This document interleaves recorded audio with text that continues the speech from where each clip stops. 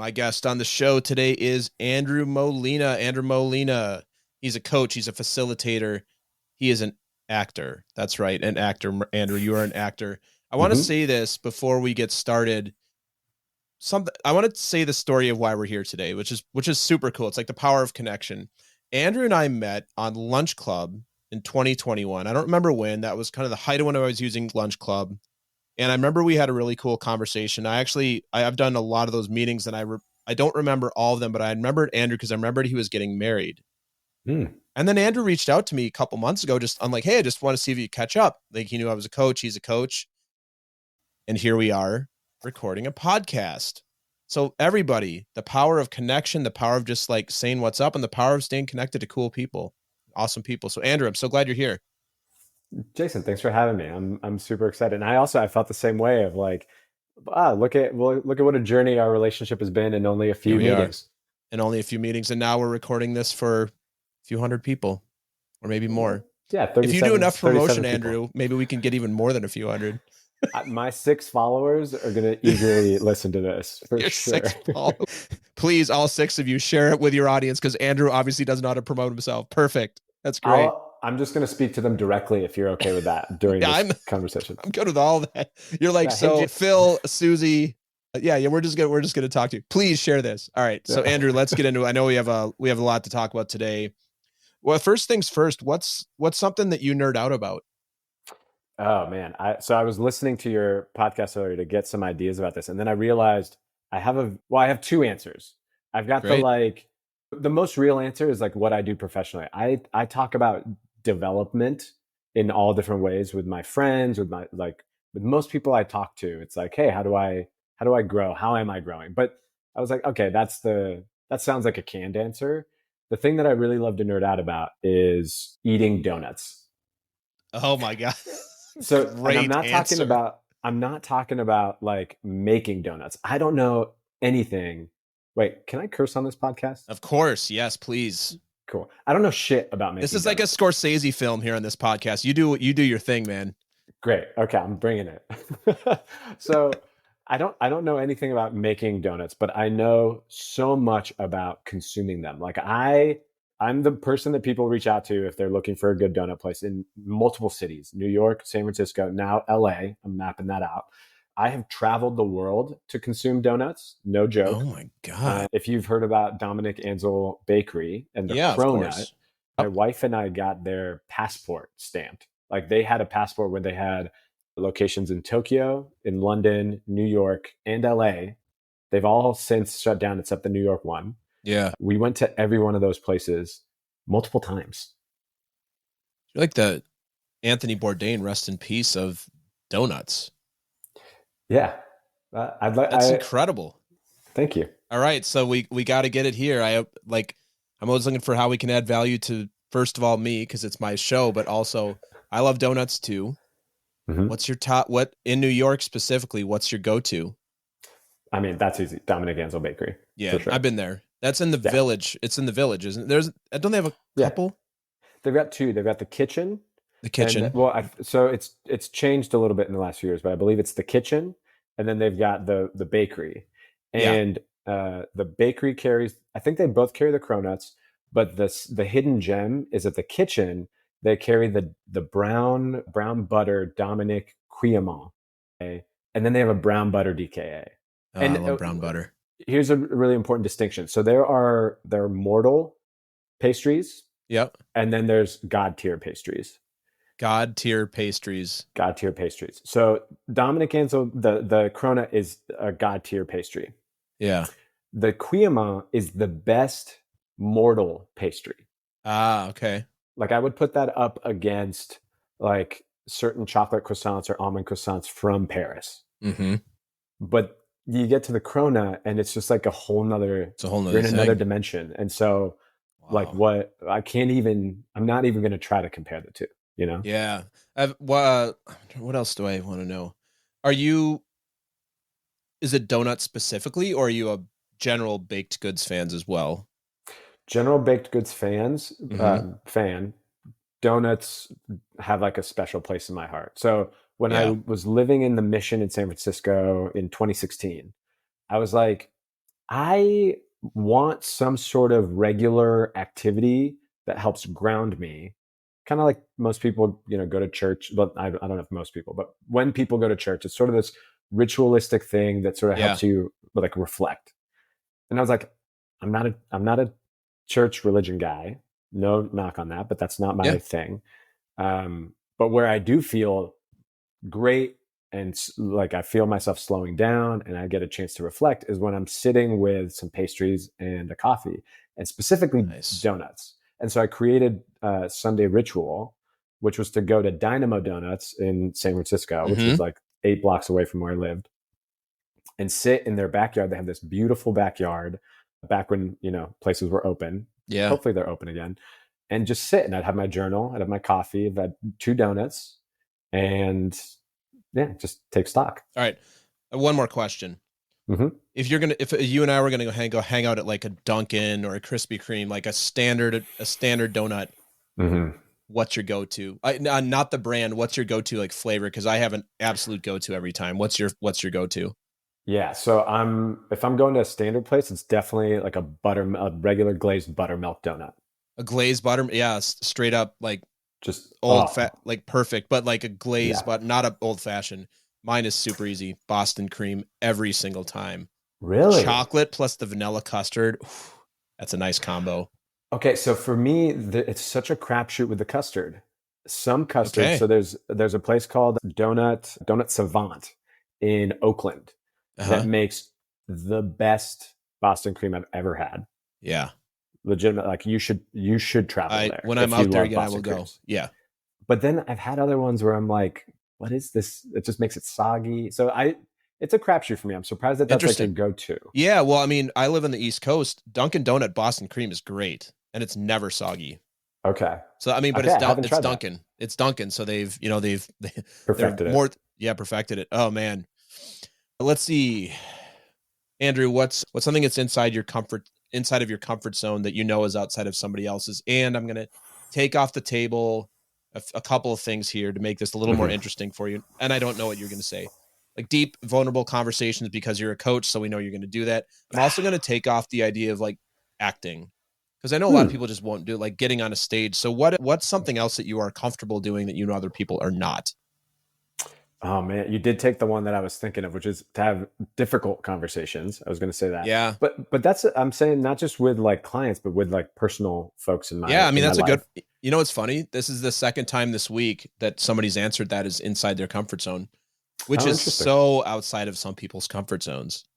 Well, I've noticed, particularly with my wife, we'll have these conversations where, something comes up with a friend of hers, and there's so much she wants to express, and yet it's all coming to me. And so, Welcome to marriage. yeah, right. 6 months in, thank you. There you My desire is to nudge that somewhere else. But what she reminds me is that like I have a weird knack for being able to see a conflict or challenge and go towards it mm, and want to like talk it out and feel comfortable and find the right words that like land and can bring people into that conversation, and honestly not be afraid that it's going to like fall apart. I think that's the thing mm, that I notice, not just for my wife, but for most people that hesitate from this. Is there's a fear that it will become irreparable. yeah, And I have like a deep trust that we, like whoever it's with, and this has to be someone I care about. There are plenty of hard sure. conversations that I'll be like, it's not worth my time. Yeah, for sure. But I have a deep trust that it's like, no, we can find our way to whatever we need to find, even if I don't know what that is, Yeah, that's cool. Yeah. What about no, that's a good answer. I really like that. And I think more of that is needed always. What's something on the other side of that coin that you are uncomfortable doing and some people that's their thing or they're in it? Yeah. Okay. Uh, this one might be a little weird. Casual physical touch. Yeah. So you know Kind of the how, same way. Yeah, I'm kind of the same okay. way. Yeah. Huh. Yeah, like there's people that will like put a hand on your shoulder, They'll sort of like, touch your hand, like when you're having a conversation at a table. Like they just do little things that I actually find very connecting and generally warm. And they Yeah. have a way of doing it that is non-threatening. It's very relatable. Like, I don't know. It's like, it's trust building. Yeah. And even to the point of like horseplay with buddies. Like I've got a friend of mine, Corey, who he's a big physical touch guy. Like that's one of his love languages. And so when we haven't seen each other in a while, he wants to like wrestle and push each other and like, just sort of, he wants to horseplay. Yeah. But I didn't grow up with brothers, and I'm not close. Like my dad and I don't have a relationship.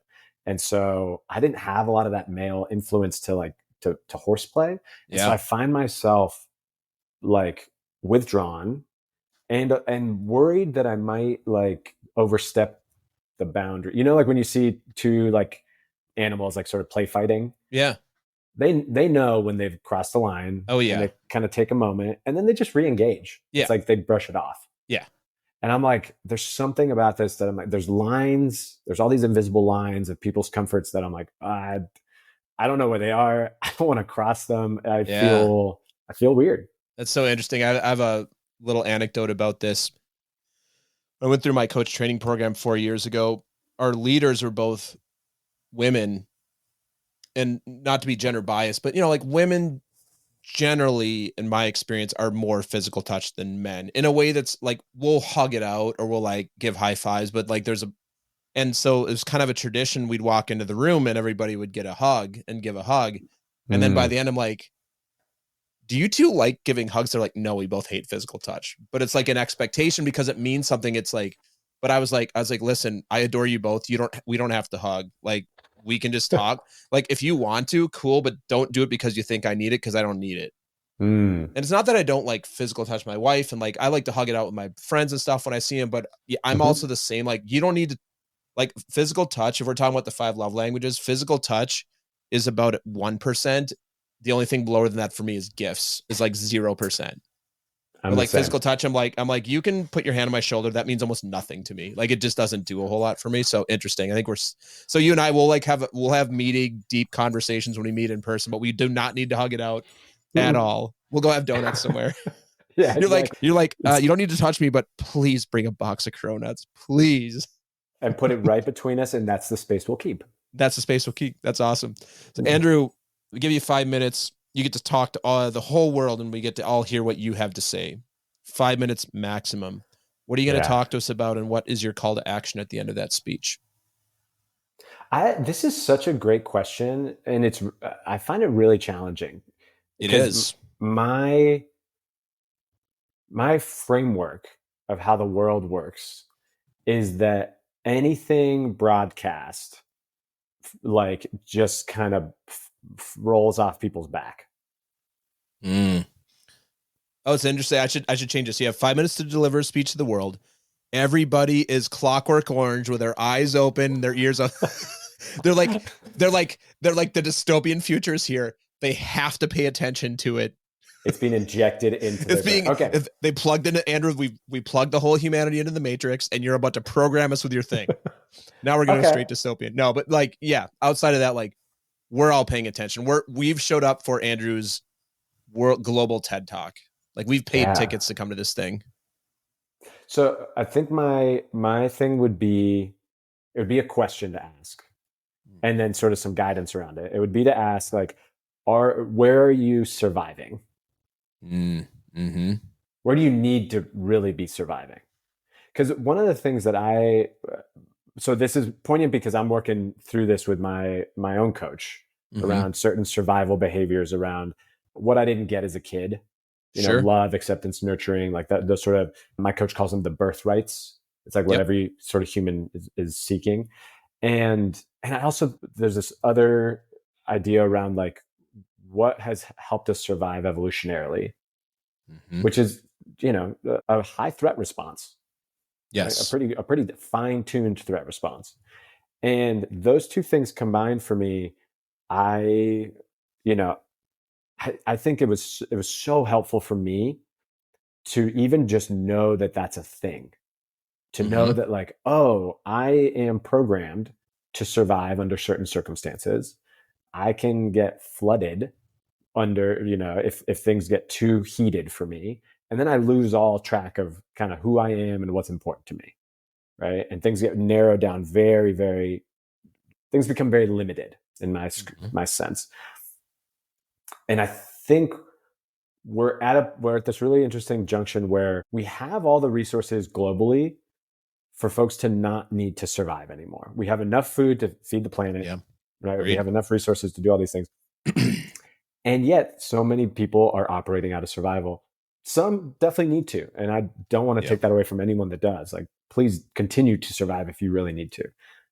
And a lot of folks are still operating from that place. And even just kind of asking yourself, like, do I need to be surviving, can be a very powerful opening. So I think that would be my 5-minute speech, is like, I like it.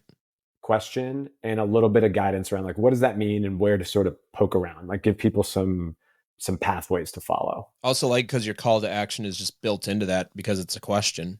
Answer this question for yourself, or talk to your buddy about it, or talk to your partner. Very cool. Yeah. Surviving and thriving, man. Since we both do similar work, maybe the same work in some ways. I mean, yeah, it's a similar work, like people work. Mm-hmm. Like, where am I surviving that I like? What came up for me is, where am I surviving that I actually don't need to do it all? Like, I actually don't need it. Yeah. Sometimes that could be like a relationship, or sometimes you can be surviving your mental state, your mindset, like get rid of that thing together. And then I think the really interesting coaching conversation inside of all of that is, where am I surviving that I want to thrive? Oh, everywhere. Great. Where are you committed to moving from survive to thrive? Because there's some places you're not committed to thriving there. You're committed to surviving it. And I could give you a list of 10 places in my life I'm surviving. And I'm actually kind of okay with it, because they're not, I just believe that, like, as humans, we don't have the capacity to thrive in every single thing we do every day. Like, it's just not like, and we don't have like control over it. Man, you got me thinking. I'm going to get on my soapbox for the next 35 minutes, and then nobody's going to listen to this. I mean, so this is your podcast. This is my podcast. And at this point, people are like, nope. So what we're going to do, instead of me getting on my soapbox, is we're going to take a brief commercial break. We'll be right back. The Talking to Cool People podcast is brought to you by Jason Frizzell Coaching. Jason works with amazing people who are looking to find and develop their passion and purpose and create their journey to wherever it is they want to go. Check us out at jasonfrizzell.com, Facebook, or on Instagram. Jason loves hearing from anyone who thinks it would be cool to connect, to be coached, or to be a guest on our show. Email him at podcast@jasonfrizzell.com or DM him on Facebook and Instagram. And now, back to some more amazing conversation on Talking to Cool People. All right, Andrew, we're back. What else would you like us to know about you? Okay, big one. Since a lot of folks will be introduced to my name through text on your podcast, and this happens a lot. So most people call me Mo. Just Mo, because Molina is my last name. Yeah. And when I was in high school, we had 5 different Andrews in our graduating class, one of who was also an Andrew Miller. And so at some point, people just started calling me Molina. And then that shrank in college to Mo. But when I introduce myself as Mo, and someone has seen my name on a piece of paper or on text, they go, what? Mo's short for Andrew. How does that make? And so I have to, do the rigmarole of explaining. So I just want my 6 listeners and your, handful, 500 listeners to know, people call me Mo, but yes, my name is Andrew Molina. So Andrew Molina. Interesting. Is Molina? I've only heard of one other Molina. Is it a common name? Common last name? I don't believe it's that common, but actually it's equivalent to, the ironic thing, it's equivalent to Miller in English, because a molinero is someone who works at a mill. Okay. So Molina is of the mill. Now, I recently learned this when I was traveling through Spain, that apparently there were a lot of families who were surviving, the Jewish families that were surviving the Inquisition, were given random names of like items around their town. So Molina is a mill. So there is a possibility, there's a distinct possibility that could come from that lineage, that somehow they made their way to Mexico. And then, and Molina is, the origin is Spain. And then it's a Hispanic last name, isn't it? Yeah. Correct. Yeah. Cause I was thinking the only other, obviously there's famous actor Alfred Molina. That's the only other Molina I've ever heard of. Yeah. Actually, I hadn't, most people don't bring that up, except now in LA, when people hear my name, they ask that. They're like, are you related, or have you heard of him, or all these things? And now I'm like, oh, this is interesting. The answer is, I'm a Nepo baby too. You're like, yeah, absolutely. Just don't tell him that I said that, and don't ask him the same question. My genes are the same as his genes. I'm a great actor. Yeah, exactly. That's interesting. I didn't ever put that together, but yeah, every town would have a mill in it. That would be a very basic thing. So I would assert that's a fairly common name, because of every town would have had a mill. And yet I think it's only for a very small population that was trying to escape at that time. That's why they gave them random. This is the explanation that I got from a very nice Airbnb host. So I don't, I just want to qualify that this is not a verified source. This is something I'm curious about exploring. I did actually just do my 23andMe and Ancestry, so I'm curious to dig into that. I love this. It's like this is scientifically proven. I have this on good authority. A very nice Airbnb host. I mean, he had a stamp of approval, Yeah, I don't know. I don't know if he had any education at all, but he certainly gave me. I believe him. This sounds great. It's a good conviction. Never let the facts get in the way of a good story. Somebody I worked with once said that, which I don't know if I completely agree, but it's great. I believe it, and I'm sure that it's true. So, Andrew, what would you like to ask me that I can answer for you and for the audience? Yes. Okay. So I heard your interview where your wife interviewed you, and you hinted at. So I'm an on and off guitar player. Big fan of John Mayer. And you hinted at having some thoughts, opinions, perspectives on John Mayer joining Dead & Company. I'm not a Deadhead. I don't know anything about the band. I didn't even know that had happened until you mentioned it and I Googled it. But I'm very curious about your feelings about John Mayer and Dead & Company. You're giving me a real softball, because now I just get to literally express my opinion. Let me tell you the story of my journey with the Grateful Dead and Dead & Company.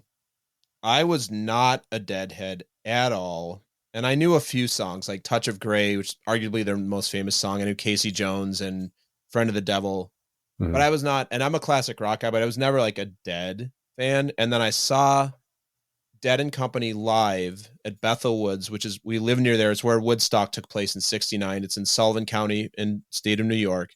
And I'm like, this is really good. And I started listening to Dead & Company, not Grateful Dead, because it's two different things. And if you Google it, you understand a lot of the original members, including Bob Weir, who's like, him and Jerry Garcia were like the founders of the band. But then it's John Mayer on lead guitar and lead vocals. So he's Jerry Garcia in Dead & Company. And then they have a new keyboard player because the other one died. And then they have a new bass player. And then I saw them again last year at Bethel Woods. They came back. And I've listened to almost nothing but Dead & Company for about a year now. Wow. And it has ignited my guitar playing. It has ignited my creativity and musicianship. I have just had a massive levels of creative inspiration on my guitar. Like, my guitar playing today versus 9 months ago is like way better today, just because listening to that music, because it's improvised. And there's so much guitar in it. And there's such, like, that's the whole point of the Grateful Dead was, hey, we had these albums, but then if you saw us live, we'd play 10, 12, 15 minutes, 20 minutes. And like, I've just found that that's like my type of music. I've also found, and this is me, hero Grateful Dead, and then I'll give you the answer on Dead & Company. The lyrics are incredible. Like, Robert Hunter wrote a lot of their songs. He was just the songwriter. They're really deep. And if you look up what some of these things are about, they're like really intense. Really intense. I mean, with a name like Grateful Dead, I would sort of expect that. Dead. Yeah. So now I'm going to say a couple things that, depending on how you feel about this topic, you may could give two shits or you may kill me. Okay. I prefer Dead and Company to Grateful Dead. I don't love Jerry Garcia's voice. I love John Mayer's voice. He's a good singer. They're both phenomenal guitar players. I've always been a John Mayer fan. Even like I didn't like some of his like really poppy early stuff, but like he's a tremendous blues guitar player. Yeah. He can rock almost anything. And I've always been a John Mayer fan. I've really enjoyed his music, and his music hero is Stevie Ray Vaughan, who's like one of my top 3. Mm-hmm. He's got an SRV tattoo on him, and he's like, if you listen to Stevie Ray Vaughan sing and then you listen to John Mayer, you're like, John Mayer's copying Stevie Ray Vaughan. That's like obvious, like the way he came up with his style. So I prefer Dead and Company because I prefer John's voice. And there's also something to the fact that I've seen them live twice, and I'm seeing them at least 2 more times this summer, if not 3 times. Yeah. Does it feel like a distinctly different band for you? Yeah. Well, so this is what's so cool about what they've done with that band is my guess is the conversations they had where, John, you're a tremendous musician. We know you can play the guitar. We know you can play these songs. You don't sound like Jerry. He doesn't sound like Jerry Garcia. Just be yourself, John. So when he rips these solos, he sounds like himself playing Dead music, which is really cool. But he sings like himself. But he sings all the songs that Jerry sang. He sings, but it doesn't sound the same. But I think it's cool that they said, like, hey, we're not trying to do, like sometimes bands that come, they'll be like, hey, we're trying to recreate the experience.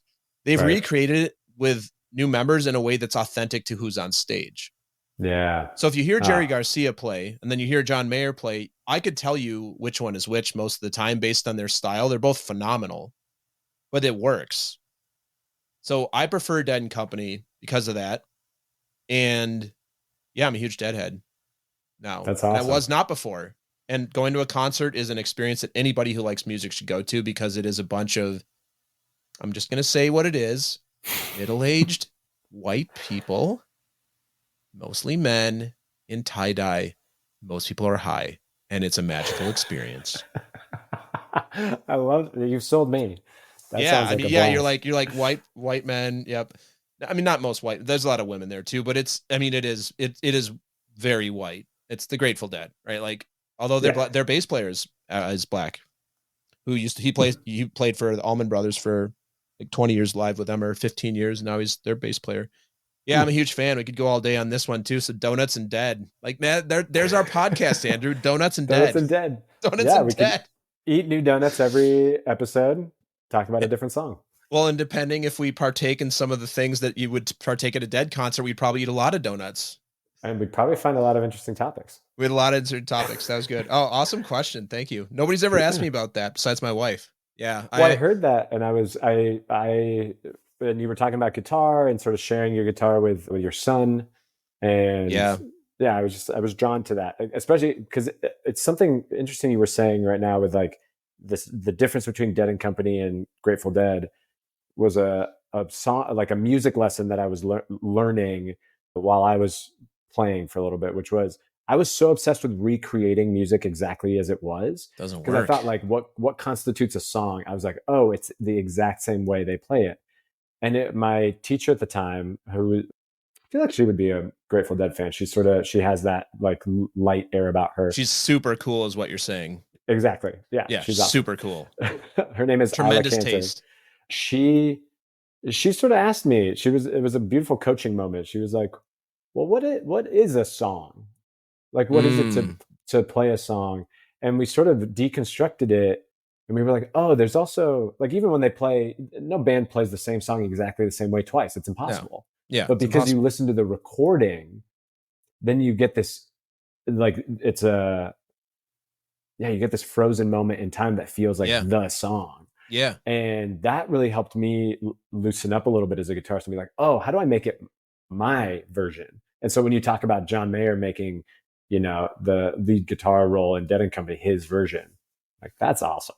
I love that. It is. Yeah. And it makes me excited to check out Dead and Company. Yeah, do it. I'll send you a recommendation to maybe some songs to start with. Before we wrap on this, I just have to say it. I have Dead and Company parking poster. It's like a little like parking sign over here in my office. And then I have to my right Oh, wait, is that one of the John Mayer PRSs? It's a PRS Silver Sky SE. Yeah, I got it last year and it's awesome. I've never had a PRS. I've always had a Gibson's. I have a Gibson SG, a Gibson Les Paul, and then I've got a Fender Strat. But this is my favorite guitar by far. They look awesome. It plays phenomenal, and the price point is great on it for the level of quality. Man. Yeah. All right, we're just going to talk about. We're not. We're going to keep moving on because we're poking at something here. Andrew, what are you passionate about? A lot of things. If I had to sum it up, because I used to, I had a big fight with my dad when I was 18, where my dad's an angry guy.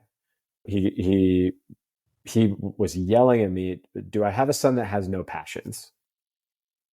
And it just like stuck in my head for a long time. And I think that was something that I feared about myself for a long time, that I'm kind of a dilettante, if you will. Like I've tried a lot of things. I'm a generalist. I love learning new things, but I also have a comfort zone in the new beginnings of something. Yeah. Where like before things get really hard. And so I have an ability to pick things up quickly, but sticking with things has been difficult. But what I've noticed recently, like both with acting, with coaching, the way that I sum it up is I'm passionate about learning how to live life fully human, like fully embodied. So we talk about acting, we talk about ourselves as instruments, which I know sounds highfalutin, but really thinking about it as like a vessel for communication and expression. And all of the work is really about undoing the knots and gnarls that sort of living in day-to-day life actually like brings on to our instrument, quote unquote, as they call it. And I felt like that was such a beautiful encapsulation of kind of what I've been searching for and like where my passion takes me. It's like I'm always drawn to more things that make me feel more alive, fuller, like give me challenge, like bring out different things in me. I'm interested in knowing the full range of what I can play, what I can be. Yeah. And I've just noticed it's like, that's, if I really let myself be, that's what I follow. That's where coaching comes from. That's where acting comes from. That's where music comes from. Yeah. I just have to say it. The thing you just said sounds like an exact line that Henry Winkler's character on Barry would say. He's like, the knots and gnarls from life. We leave that behind at the door and we're here as instruments. Because I've taken improv classes, but never like that sort of style of acting. But it doesn't sound highfalutin. It just sounds like something an acting teacher would definitely say. It's like the knots and gnarls. What do we need to do to work out the knots and gnarls so we can just be the instrument? Totally. I actually had a Barry moment yesterday in class where everyone had these like sort of breakthrough moments, like really, going for it in their scenes. And everyone was just like, "Oh, nice job." Like, oh, like there was this little, like, it was sort of like the equivalent of sports butt tapping. It's like, nice work, good play. Like, and I was like, I had this zoom out moment to Barry. I was like, oh, this is what, like, you see those moments sort of made fun of a little bit in that show. Yeah. Like, that was great. You really committed. And it was like, no, we were doing that. That was our experience. Yeah. This, the other side of that one, before we move on to the next question, is, have you ever seen the episode of The Sopranos did you watch Sopranos?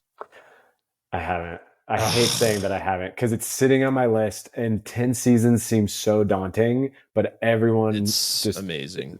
I know. You won't fully get this, but Michael Imperioli's character, Christopher, he's one of the main characters on the show. He decides he's going to like write a Scorsese style mobster movie, and he starts taking acting classes, and he gets triggered and just ends up beating the shit out of somebody.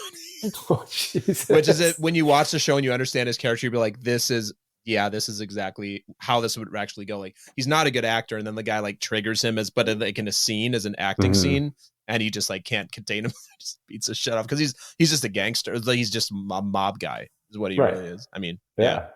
Well, we have a guy who we've asked, "Are you Barry?"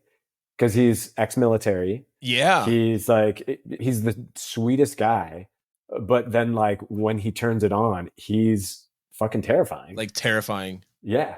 And even like we had a guest teacher last week because both of our teachers were sick, and he kept saying, yeah, so like, you know, he's referring to this guy Wes. He's, yeah, so scary guy Wes is here, like yelling at you. What do you feel about that? So just repeatedly calling him scary guy Wes. And by the end of it, Wes is like, you know, I'm a nice guy. Don't typecast me. But I think he gets a lot of roles that way, and he actually loves it because it's like, sure, that's that he gets to play with the shadow self, right? Like everybody's got not a nice person inside of them. Like that's we get trained on how to leave that behind or how to hide it. Yeah. Maybe I'm just speaking to myself. I don't know. No, those are my dream roles are all assholes. Yeah. Because I'm generally a nice, understanding, caring guy when I walk around the world. And there's a part of me that does want to beat the shit out of somebody or say something crass or be rude or, you know, put someone in their place. Like, yeah, it's dying to come out of me. Yeah. You know? Well, let's spend a minute on this since we have a little bit of time. Let's go off the cuff here. Like, what if you could play any role that's been created, meaning this is a role that I would probably know that somebody's already played, television, film, theater. Do you have a thing where you're like, that would be my role? Like either the most fun or I would be such the perfect person for that, or like, what would you say? Yeah. So it's funny you say this because this is what I've been doing on my side time is watching things and trying to notice what I want to play. Because I think that's really important. Like my previous foray into acting, it was much more, what should I be going after? Yeah. And one of my big shifts has been like, what do I want to play? And so, okay, so I'll say I would love to play something like Barry. I just know that's not me. Yeah. I don't have the comedy chops. I mean, Bill Hader is like, that role was written and built for him. Yeah. Right. So I can see that and go, that looks so fun. And I could never do it to that level. Right. Yeah. Or at least not yet. That's what I'll say. Not yet. Yeah. Maybe one day. Yeah. Well, the reason I asked too is I just got a spark of, as I'm not an actor, who would I play? And I was thinking about what I want to play a darker light. And I just like, it came to me. I'd love to play Hans Gruber from Die Hard. Alan Richman's like, I think that's his first, but like anybody who knew him before and you know, he's passed away, I think 3 years ago now, but when you heard him, they're like, he is the nicest guy. Like, this is the guy you want to work with. And he played Severus Snape and Harry Potter. And he played Hans. I think Hans Gruber was his first thing. Like, he played these really scary characters that was like not him at all. Like they'd say like, this guy, this is so not him when you experience him. But I think that would be such a fun role because he's such a just an evil, like, you know, German terrorist in that film. I love that one. Mostly because I love Alan Rickman. He's amazing. Have you read his diary yet? I never did. It just came out. No, it just did. Okay. So it's not a memoir, but it's like excerpts from his diary. So you can actually see sort of, it's mostly through the Harry Potter years. I wish it went back to Die Hard. That's the one thing. He did keep a journal then, it sounds like. But you get to see he has like a very sarcastic side, like a very dark sense of humor. But I like him. Like, yeah, it's a good read. I haven't read through the whole thing, but I read through that chunk. But as far as roles, I'm trying to think of if there's one in particular. Nothing comes to mind immediately of like, that's the one. Yeah. But anything like Breaking Bad, going good to dark. Yeah. You like that. Loved that.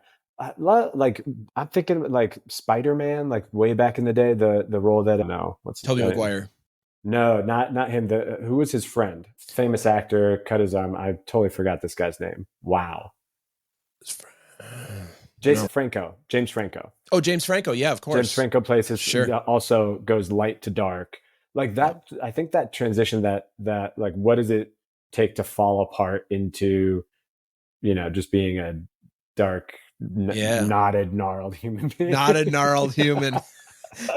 Yeah. You're like, Andrew's like, I'm the opposite. I come in, I'm a super nice guy. And then I go into knotted and gnarled on the stage or behind, in front of the camera. That's great. Well, because that's kind of like my fear. Yeah. Like I hold that fear a little bit about like, that could be me in life. And so I kind of want to play it, there's probably a way of like taking control over it, You're like, is it possible I could become Darth Vader? Could I actually go to the dark side? Is it more fun over here ruling the galaxy with an iron fist than fighting with less resources as the rebellion? I don't know. Maybe it could be.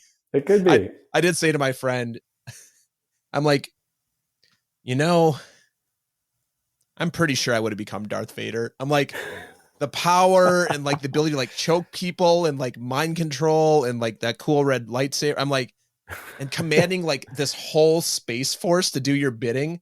I think as opposed to living in a swamp on Dagobah or like, I think I would have fallen. I think the Emperor Palpatine, and you could tell I'm a Star Wars nerd. I think you would have told him I know what you nerd out about. Yeah, exactly. I would have been like, I think Emperor Palpatine would have had me at hello. He's like, listen, you can come sit next to me. We're going to live in this really cool, technologically advanced spaceship that can pretty much do whatever we want. I think I would have been, yeah. Well, who doesn't want that sort of high touch mentorship? Who cares which direction you're going? You've got someone guiding you. That feels great. Yeah. Well, then now we're getting into my dark side. Andrew, when you did improv, did dark characters come out? Yeah, I like doing dark stuff. Like I like doing that because in improv you don't really argue. But I liked scenes where we were both getting to be dickish. Mm-hmm. Or you can be dickish to your partner. I just you don't want to argue with them because nobody wants to see improv where you're arguing with each other. It's so worst improv ever. Yeah, in my opinion. Yeah, like if I want to see arguments, I'll just like go out in the real world. Like. But yeah, I did like it. I'm a dark humor. Like I love like Larry David style humor. I like Dave Chappelle, like the let's look at the dark and shine some light on it, and just like let's just keep it a little bit lighter. So I really did like scenes where they would get a little. I like weird scenes. They get a little weird, get a little like, what are we doing here? Like that's why I love Barry. Like the scene from his season 2 where he can't get it, and then he like goes back to his PTSD, and suddenly they're all just like staring at him. I'm like, that is compelling. And they're all cheering for him. They're all cheering, like that is compelling. Or when he walks in after killing the person, and then he like delivers a scene of a lifetime, and they're like, "Wow, where did you come up with that?" He's like, can't even. You don't actually want to know. And his partner's like, "That's your prep forever. Like that's how you prepare for scenes." He's like, "I have to kill someone every time." Let's see. What's Andrew? What's something that you're afraid might actually be true about you? What a good acting question, right? Like, oh man, what is this character afraid? I could see. Couldn't you? What's his name on Barry? God, what is Henry Winkler's character's name? Mr. Kusanov. Yeah, Mr. Kusanov. Couldn't you see me like, what is this character actually afraid could be true about them? I mean, that's a great character question. Yeah. Okay, I'll give you 2 answers. Mm-hmm. One was it used to be that I might actually be like a terrible person. It's like a deep, dark, and that has since kind of gone away. And I could go into that, but the current one, especially around acting, is that I might actually be a show off. So one of my survival behaviors is to shy away.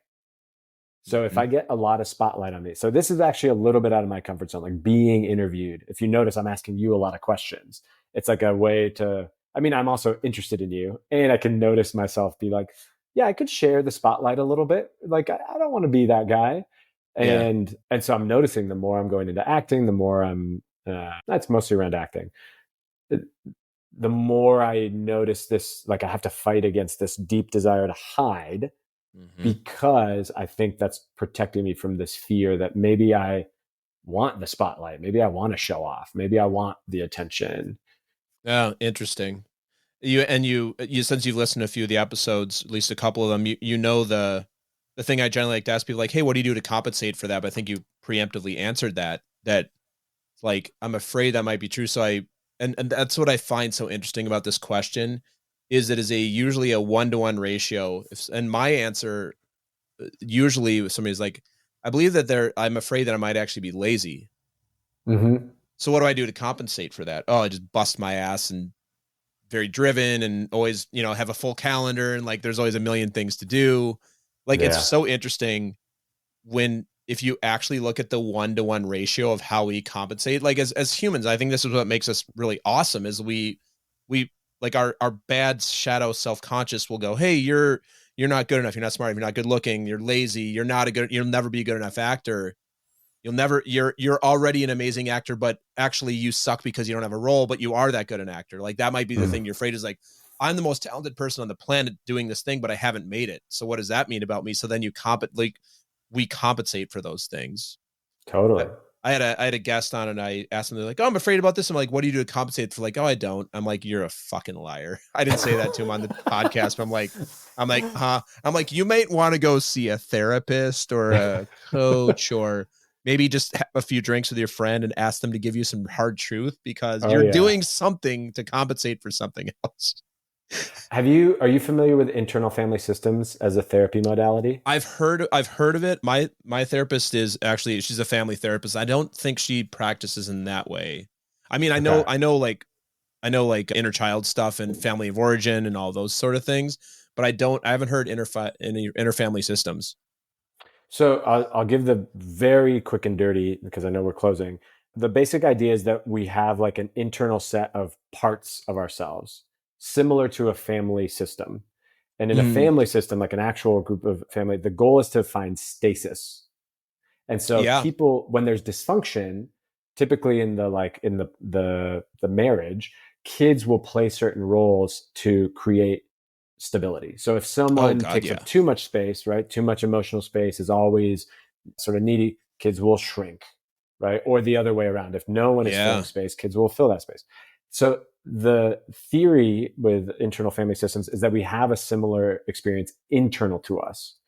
And if you have a dysfunction, like if you've experienced, let's say, some sort of really shameful, this might be true for me, I haven't explored this, but if I experience like a lot of shame from taking the limelight at some point, then a part of myself will come in and take a job to protect me from ever having to feel shame.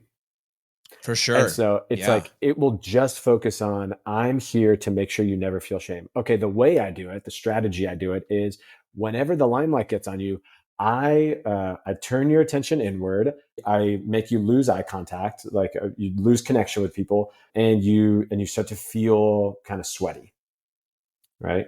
And so this idea, I found it really liberating, because it gives you a little bit of separation from it being something about you. So you being lazy might actually be a part of you being like, hey, I want to make sure you succeed.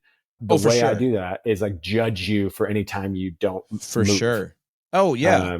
And a lot of these things, I don't even relate to it as it sometimes it works. It's, I think when you take that, again, when you go from hey, this is a part of your operating system that supports what you're up. And this as coaches is one of the things, like, how does this support what you're up to?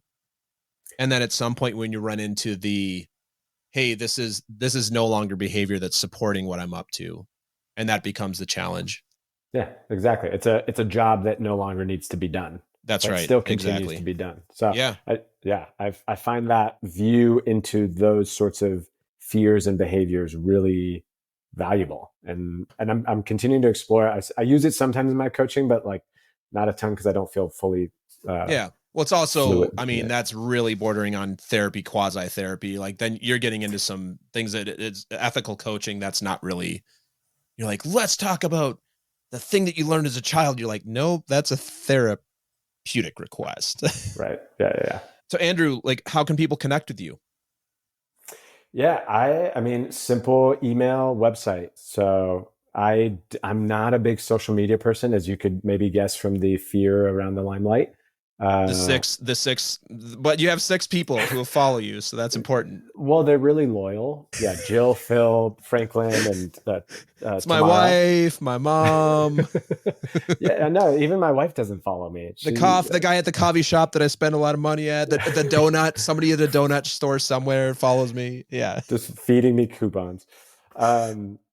Yeah, so that's where you can find me. Is I do all my work referral based. I love when former clients will send people my way. Yeah. Eventually, I know, like as an actor, I will want to make a presence somehow. I'm sort of wrestling with that at the moment. But yeah, LinkedIn, email, website are the 3 places. Awesome. Easy to find me.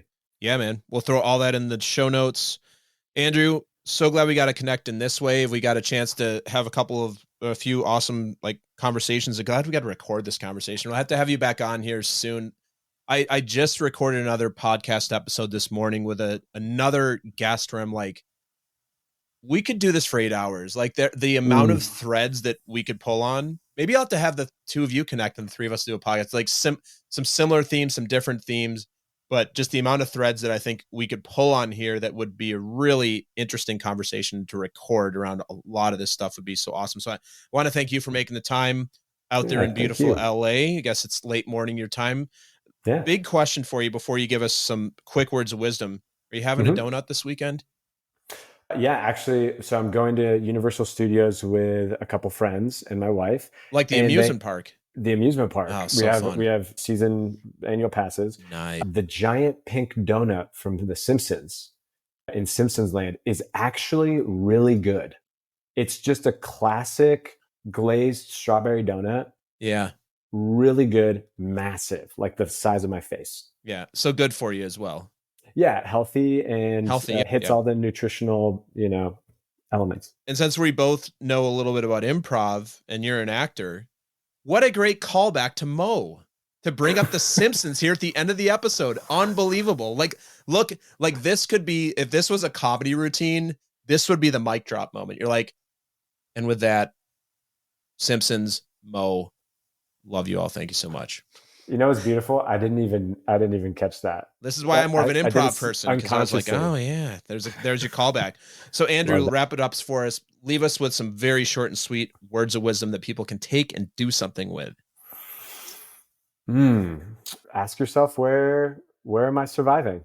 And if you don't know, ask the people that love you, because they know. Beautiful. Thanks so much, Andrew. Really appreciate the conversation. Jason. Keep up the good work on everything you're doing. Catch you soon. This was a blast. I appreciate it. Thanks. Have a good one. See you soon. Thanks for listening to another episode of Talking to Cool People with Jason Frizzell. If you enjoyed today's episode, please tell your friends. Follow us on Instagram and Facebook and give us a shout out, or take a moment to leave a review on iTunes. If something from today's episode piqued your interest and you'd like to connect, email us at podcast@jasonfrizzell.com. We love hearing from our listeners because you're cool people too.